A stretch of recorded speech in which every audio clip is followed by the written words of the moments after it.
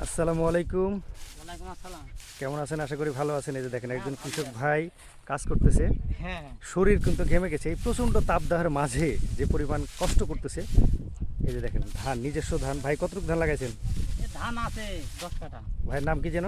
নাম আমার ইলিয়াস। ইলিয়াস ভাই। ইলিয়াস ভাই কিন্তু এই 10 কাঠা জমিতে ধান করেছেন। দেখেন ধানগুলো অনেক সুন্দর হয়েছে।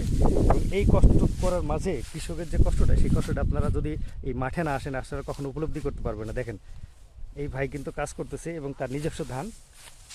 এই শরীর কিন্তু একবারে রোদ্রে ভিজে, ঘামে ভিজে গেছে। আপনি দেখবেন কতটুকু শরীর, এই দেখেন তার পিঠ কিন্তু ভিজা পুরোটাই।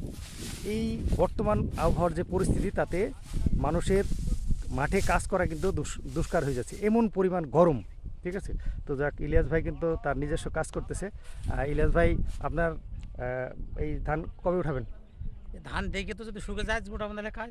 কালকে উঠাবেন? মানে এই ধানগুলো কালকে সে উঠে দেবে, জাস্ট উল্টাই দিচ্ছে যাতে এই বিশালিগুলো শুকায়। এই বিশালিগুলো কিন্তু দাম, এখন দাম কত বিশালির? বিশালের দাম মেলা 500 টাকা। 500 টাকা পোন। ঠিক আছে, তো যাই হোক, ইলিয়াস ভাই ভালো থাকবেন, সুস্থ থাকবেন, আল্লাহ হাফেজ।